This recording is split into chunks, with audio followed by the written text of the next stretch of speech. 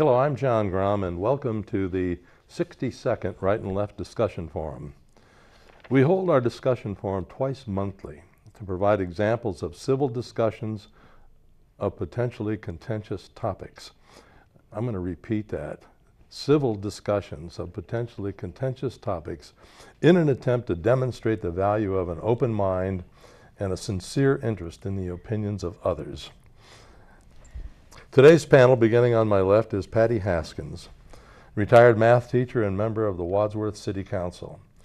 On her left is Bryan Laubaugh, president of R&B Financial Services. On his left is Dr. Natalie Sydorenko, writer and educator, and on her left is Jerry Ritzman, chairman of the board of Ritzman Natural Health Pharmacies. Today our panel is going to discuss the worldwide refugee crisis and what we in the United States can be doing about it. Beginning with Patty Haskins. Patty, as of the end of 2014, there were 19.5 million seeking refuge outside their home country. And if you include those who are displaced inside their home country, there are 59.5 million human beings seeking to escape conflict or persecution. Could we be doing more to help? I think we first have to look at the problem, and my direct answer to that is yes. But first, this is the greatest exodus of refugees from other countries since World War II, and all of the world is having to face or trying to handle this problem. I do know that 4 million have fled Syria alone, and it's estimated that half of them are children. They've already estimated that there's been 250,000 civilians killed in Syria. Can I interrupt for just a second about the half our children? That includes men that are under 18 years old? Yes. Okay. Yes, children or anything under, yes. Anyone under 18. Mm-hmm. And I wanted to see what European countries were doing first, because I think too many times in all instances, the United States is looked as the watchdog. And since we're the greatest power, we have to go in and solve the war, solve the economic crisis, solve all of these different things. And I'd like to see that there is more assistance from the European community. And I found that actually, not only they, but many other countries around the world are assisting. Even Australia has offered to take in 12,000 refugees. Germany probably has taken in the most, although I think they've stopped or closed the border at this point. But they have taken in, or said they could take in 800,000. And Angela Merkel was stating that they could hope to bring in 500,000 a year for the next few years. I think more importantly, they've also provided or pledged a $9.6 million aid package. Now, even countries is that is that million or billion? Billion. Billion. Okay. $1 billion aid package. Finland, interestingly enough, even though they have deep economic problems, has agreed to take 30,000. Interesting countries, though, like Slovakia. Slovakia would take 200, but only if they were Christian. They eliminated any Muslims from coming into their country. Mm-hmm. France, even with all of the turmoil, has agreed to take 24,000. Greece and Sweden, Greece and Italy, I should say, are getting a lot of those that are coming in by boat. And Greece, again, even with its economic problems, has taken in 250,000. Turkey has taken some. Israel has refused to take any. And possibly understandable. Excuse me, you said Turkey has taken some. 1.9 million Syrians. Okay, I was going to say they're the largest, yes. Yes, they have taken in 1.9 million Syrians because of the proximity of the border. Yes, they're the largest recipient. There's also some concern about the rules of passing from one country to the other, that you have to, declare status in the country that you're in, and then of course we had all the hoopla with Hungary. I think though, one of the most interesting plans, and I thought was Pope Francis, who came out and requested that each parish in Europe take in one family. Now there's 120 parishes in Europe, which would 120,000, excuse me, 120,000 parishes, which could bring in, they're estimating close to 500,000 people. Now what if the United States were to do something like that? The Pope is going to be here, next week? And if he called for all the Catholic parishes or all churches within this country to adopt a family, might be interesting. Now there's obviously problems and concerns with doing that. I'm sure that there are those that are concerned that there won't be the background checks and this and that of those coming in the country, and may fear that terrorists might come in. And I think that is a legitimate concern, to a degree, although I do feel we need to be philanthropic towards these people. There's also the cost. It was estimated that for one person to resettle, there's a cost of $15,714. Now, how anyone came up with that exact figure, I'll never know. But there is going to be a cost involved. And that's assuming a one-time expenditure, and after that they're on their own? Yeah. So that's really... That's pretty low. Pretty low. The interesting thing is I saw a discussion on this just a couple weeks ago, and I believe it was before we decided on a topic, and the gentleman said, we can take in all the refugees that we want, but there are going to continue to be refugees unless we settle the problem that is causing those people to leave that country.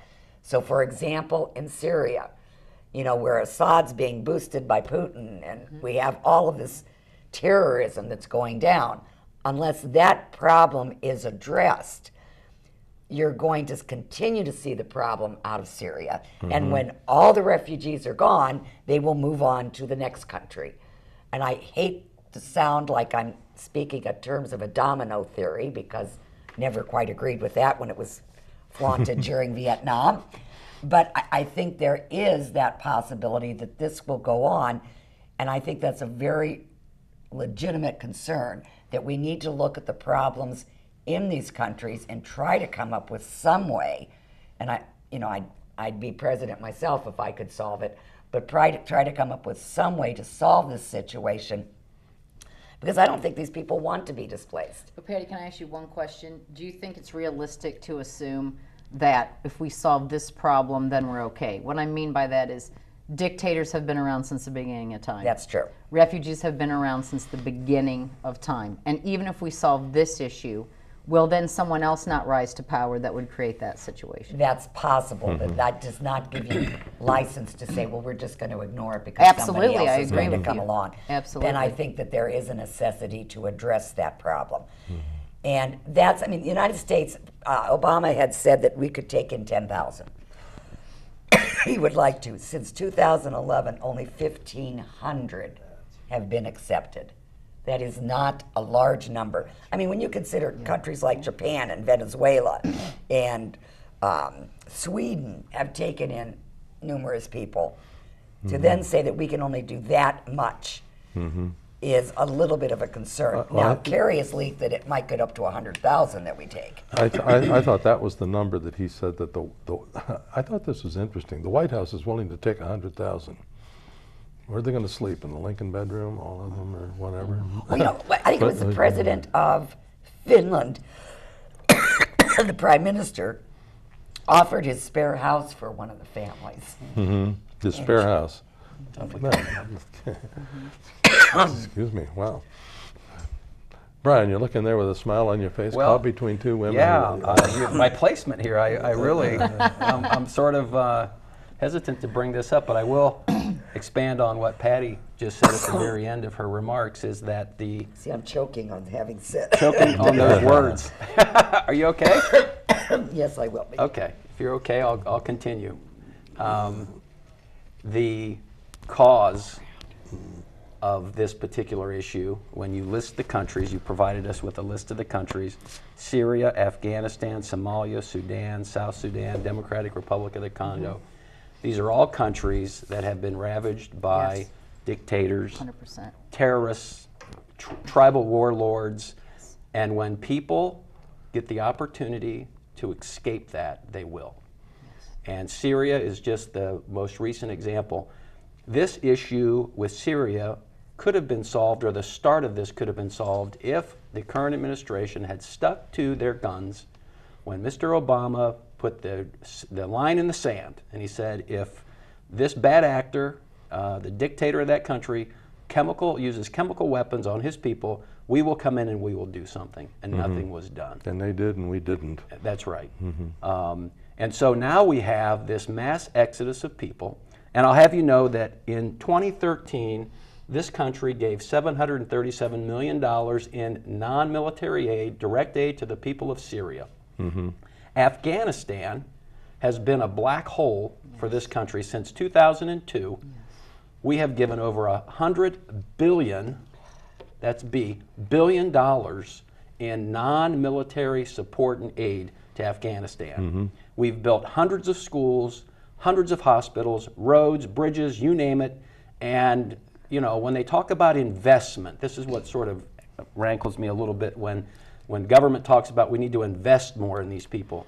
When you use the term investment, you expect something in return. There's some component of return to that investment, and I would argue that we've gotten very little return, seeing that most people now are leaving Afghanistan. Why? Because the Taliban, this radical group of people, are just running ragged over these people. They're burning down the schools, they're blowing up the hospitals, they're doing everything they can to destabilize the country. So my point is this: if we're not willing to attack the cause, and I'm not saying it's just that, there's a variety of prongs to this solution that we need to undertake, but if we're not willing to stick to it, and I believe that democracy, when we export democracy and we support democracy in a country and we're there for the long term, we don't put a false clock on it. You know, it's, well, we're going to be out in November, we're going to be out in December. We tell people, for instance, when we had something going in Afghanistan, and we almost snatch defeat out of the jaws of victory. We get to that tipping point and we just don't push it over to our, for some reason.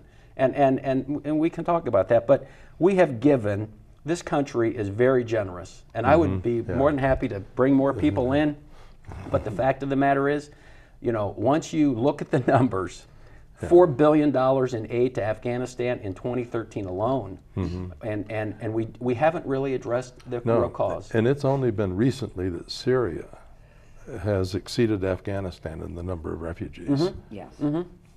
Because of ISIS now has taken over a part of their country, and we have Mr. Putin going over there providing military support to the guy that we wanted to replace. And he wants Obama now to support Assad. Right.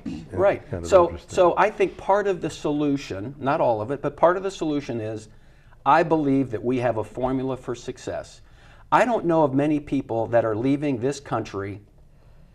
Maybe Dr. Sydorenko knows people that leave this country because they feel oppressed, they feel afraid of their lives. But when you look at these countries, they're all leaving. My belief is, for one reason, is they are being pushed out of that country by these bad actors. Okay, I remember Alec Baldwin said he would leave this country if Bush were elected president, but he's still here. Natalie, what do you think today?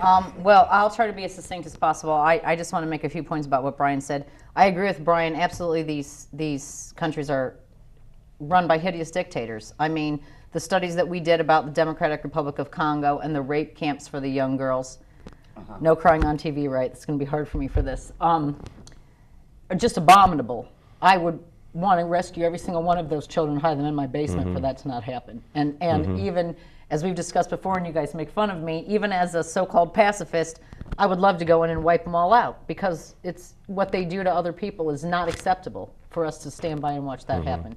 That being said, I would be careful with the terms export democracy and things of that nature. While I agree that the democratic system is better, I feel that one of the reasons that people get angry at America, at least with the people in other countries that I speak with, is that we have this false cultural assumption that our Western way is always the best way, and they don't agree with that. In other words, they find it offensive that we would export, quote unquote, something into their culture, their religion, their way of life, without fully understanding. So I don't disagree that something needs to happen.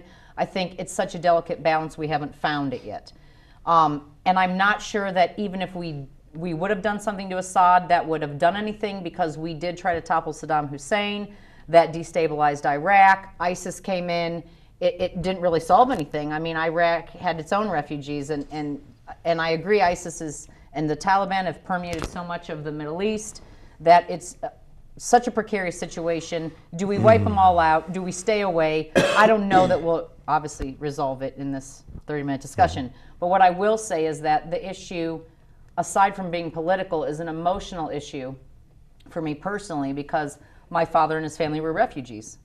And after World War II, Stalin categorically tried to starve more Ukrainians than Jews that died in the Holocaust. And had my family not escaped, I wouldn't be here.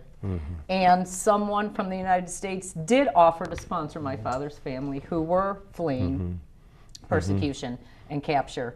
And I would hope that I would have the strength to be that same person that could sponsor someone else and give them a chance, like my father was given a chance, because he was also a child and his siblings were children. I admit, though, that my human flaw makes me worried for my own children. I want to protect them. I don't know who I want in my home. I don't know if a culture so different from mine would make me fear for what could happen. And so that's my human foible right now. I really want to help. I also have fear. I don't know how to negotiate the two. Jerry, it's taken us a long time to get to you. Okay. Don't let us down. All right. Okay, we're saving whatever till the last. Just some reflections, and of course, a lot of them went along the line that I don't hear a lot of criticism of the cause in the news media, and we might focus on that. And I wonder what how the U.S. diplomatic corps is feeling about themselves right now after this failure, which is so evident in allowing the cause to progress where it is. I just hope that in 20 years we don't look back on this period of time with the same reflection that we have as to the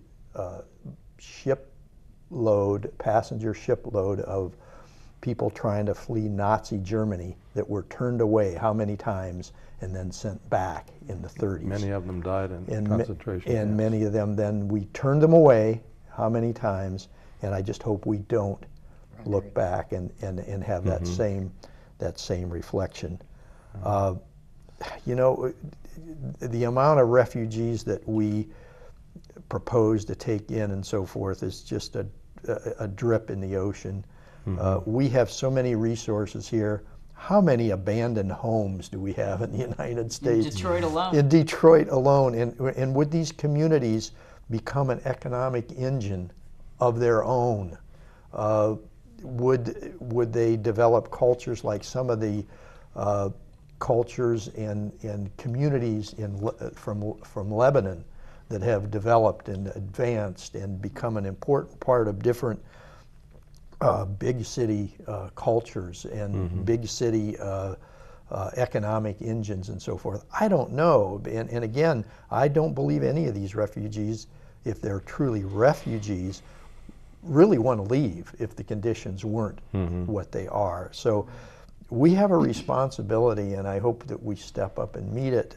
And maybe it's just, you know, do what you can. You can't solve the whole thing. And the idea, I hadn't heard of that, you know, each parish take a family. You know, maybe that's the way. You can't help everybody, but that doesn't mean you can't help somebody. Are we operating on the assumption, though, that of these 59.5 million displaced people, that many or most or part want to permanently relocate someplace else? I don't know. I would think think go back when things are my better? guess would be that if the rule of law and if there's stability, that they would many of them would certainly want to return to their homeland. I don't know that for a fact, but I would think that's it. You know, in Patty, you mentioned how many were children, adult. The figures that I saw, there were a great majority of either, I don't know whether, you know, there's a difference between the refugees and the immigrants, but a great majority of the refugees were actually male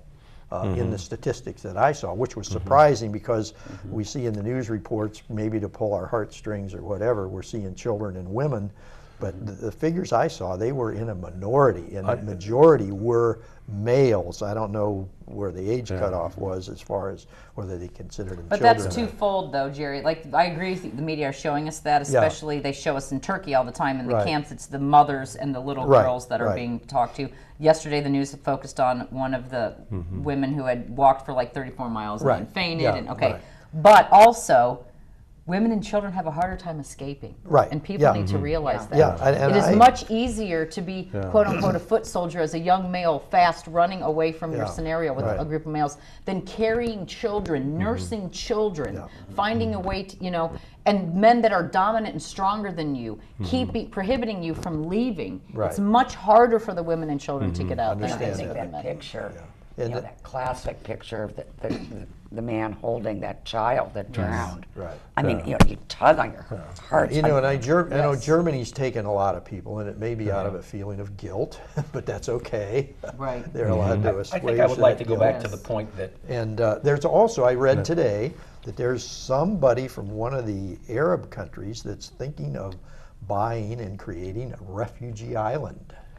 Oh, that's a single person that's going to do it. One single person that's saying, I'm going to buy Saudi this Arabia, place and move. Qatar, they're not taking in anyone. So anyway, No, Saudi Arabia's not taking anyone at all. That's those are my reflections, John, and thank you. Okay, we'll get back to you in a couple of minutes, because I got a question.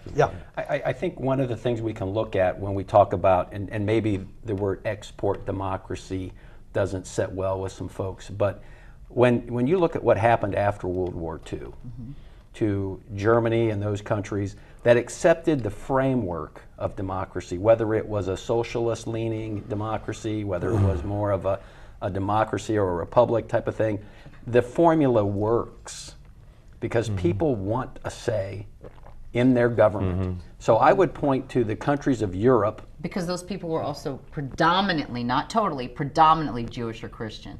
Well, not the Middle East. It's much more complicated when you have it in the Muslim that's world right. with But obviously, those Muslims that are coming out of Syria, and my research pointed out that most of these people were Muslim, that are leaving Syria, Afghanistan, Somalia, Sudan.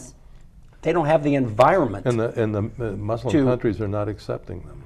Saudi Arabia, somebody posted a picture on Facebook of a tent city that would accommodate 1.5 million people in Saudi Arabia, and it's empty.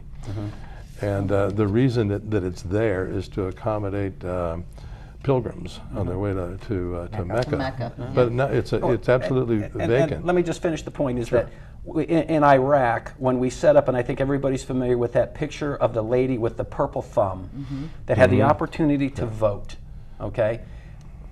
Once again, the formula, I believe, will work. Now, it might have some sort of different spin if you're in a Muslim country or you're in a country that's not predominantly Jewish or Christian or share some of those same values that we have. But the notion that people want a say in their government, they don't want the bad actors, they don't want the dictators. I think those people would go right back to Syria if we would take out the top of those people and give them an environment without ISIS, without these terrorists running their country into the ground. My belief, a lot of these young men that are leaving don't want to be conscripted into the Syrian army, or are basically threatened to serve with ISIS. So you know, what's your choice? You leave. Brian, I think that sense of democracy probably for a period of time would have to be pretty closely supervised, as we did in Europe, but until it becomes infused into a couple or three generations, because it's totally foreign. How many times do we say, "Oh, these guys have had elections," and then the guy that loses the election has a coup? You know, and those are propaganda photos to begin with. I mean, those are like, look at all this accomplishment we've made, and then 2 days later, the terrorists have moved into this city. You know, when you're it takes. I agree with you that both Natalie and Bryan, that some people don't like us imposing our values of democracy on them, but it probably is a better way for them, but not just flip the switch. It's going to take some time to get infused. I suspect, without any other reason other than my own gut feeling, is that when people have been under a dictatorship for generations, what they're looking for is a better dictator. And I'm not even sure they understand democracy. But getting back, Jerry, you made a point about Roosevelt turning away refugees. And I don't know what public opinion was at the time about that, but there was a survey taken last week. And it was a question about whether or not we should take in this 100,000 people that Kerry mentioned. And that on that survey, 35% of the people thought that was too many people. And there were only 23% thought it was just about right. Only 20% thought we should take more. Now that was last week. Public opinion in this country tends to be pretty fickle. But I don't know what it would be like if that survey were done next week, because we've had a lot of news since then. Well, it's interesting because we're such an industrialized world that's the language we speak in, that's our logology, so that's the way we actually see reality. Whereas if we had pull out these words. If we had logology. You know, a Native American perspective or even other indigenous culture perspectives where, guess what, we don't even own any land. That's a ruse. That's a setup. That's a socially constructed terminology that we as humans have set up. We don't own the planet. We don't own these countries. We're going to have so to have where people need to come is where people need to come, and we should be open and loving and accept them. One of these days, we'll debate the whole concept of private property, but not today. I wanted to to stop a little bit early because I want to remind everybody what it says on the Statue of Liberty. This is the New Colossus by Emma Lazarus on the Statue of Liberty. Not like the brazen not like the brazen giant of Greek fame, with conquering limbs astride from land to land. Here at our sea-washed sunset gates shall stand a mighty woman with a torch, whose flame is the imprisoned lightning, and her name, Mother of Exiles. From her beacon hand glows the worldwide welcome. Her mild eyes command the air-bridged harbor that twin cities frame. With silent lips, give me your tired, your poor, your huddled masses yearning to breathe free, the wretched refuse of your teeming shore. Send these, the homeless, tempest-tossed, to me. I lift my lamp beside the golden door. Thank you, Emma Lazarus. And thank you, folks. A very good discussion.